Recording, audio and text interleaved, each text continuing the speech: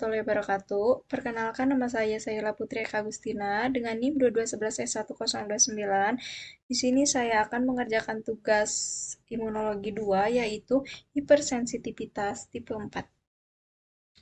Eh, Langsung saja apa dan bagaimana, yaitu hipersensitivitas 4 merupakan mekanisme utama pertahanan terhadap dalam patogen intrasel, termasuk mikobakteria, jamur, dan parasit tertentu, dan juga berperan dalam rejeksi, transplant, dan imunitas tumor.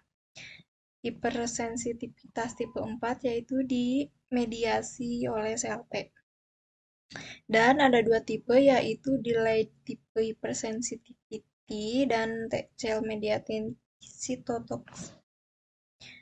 Langsung saja ke delayed hypersensitivity, yaitu respon imun yang melibatkan sel T dan terjadi dengan keterlambatan.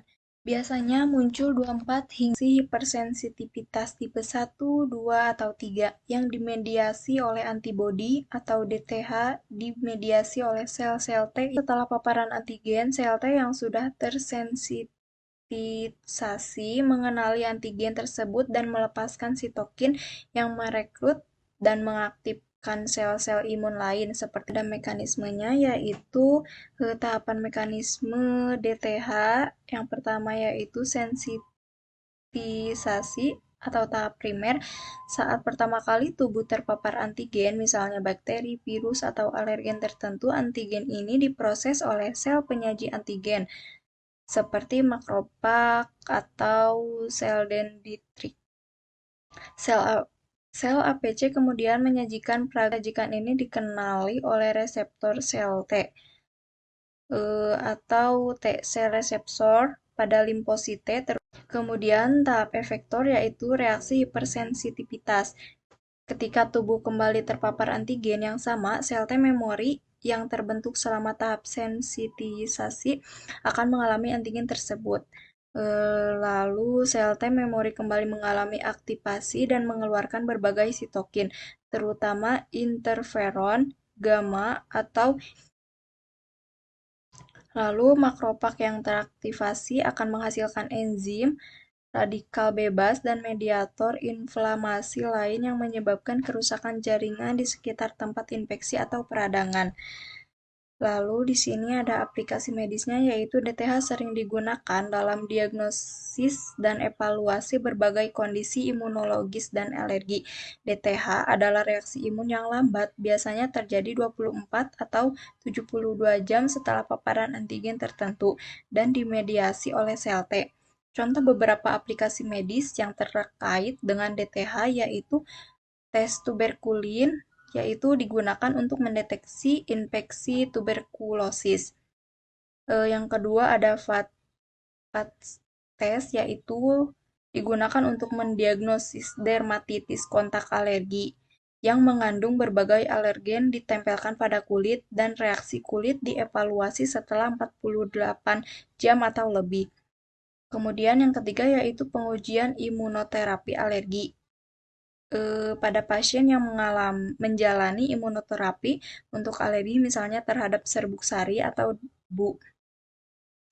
Kemudian T-cell mediated cytotoxicity. Mekanisme ini di mana sel T, khususnya sel T sitotoksis atau sel T CD8+, yaitu mengasah target yang terinfeksi virus, bakteri intraseluler, atau sel tumor. Proses ini melibatkan pengenalan sel target yang menyajikan antigen asing pada permukaannya melalui molekul MHC kelas 1. Mengenali antigen tersebut, sel T sitotoksis akan melepaskan molekul seperti perforin dan granzim yang bekerja sama untuk memicu apoptosis atau kematian sel terprogram pada sel target. Secara garis besar, T-cell mediated cytotoxicity berfungsi sebagai mekanisme pertahanan tubuh terhadap infeksi dan sel-sel yang berpotensi menjadi kanker.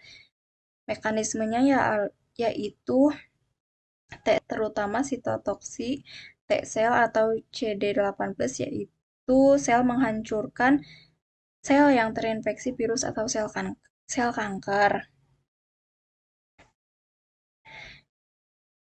Pasti sel, pengikatan antigen, kemudian induksi apoptosis, dan kematian sel target. Jadi pengikatan antigen yaitu mengenali antigen spesifik yang dipresentasikan oleh molekul MHC kelas 1 pada permukaan sel target, misalnya sel yang terinfeksi virus atau kanker. Kemudian pengikatan antigen, sel T sitotoksik diaktifasi dan melepaskan di perporin dan granzim. Induksi apoptosis yaitu granzim masuk ke dalam sel target melalui pori yang dibentuk oleh perporin. Granzim menginduksi jalur apoptosis yang menyebabkan kematian sel secara terprogram. Kemudian ada kematian sel target yaitu sel normal kemudian mengalami apoptosis yang mencegah penyebaran infeksi atau proliferasi sel kanker. Setelah tugasnya selesai, sel T sitotoksi dapat melepaskan diri dari sel yang telah mati dan siap untuk menyerang sel target lainnya. Lalu aplikasi medisnya yaitu memiliki beberapa aplikasi medis penting terutama dalam terapi penyakit yang melibatkan sel terinfeksi atau sel abnormal seperti kanker dan penyakit infeksi. Yang pertama yaitu imunoterapi kanker, yaitu teknologi yang memodifikasi sel T pasien agar dapat mengenali dan menyerang sel kanker. Kemudian checkpoint inhibitor yaitu mengaktifkan kembali sel T yang dihambat oleh tumor, meningkatkan respon imun terhadap kanker. Kemudian ada vaksin berbasis sel T yaitu merangsang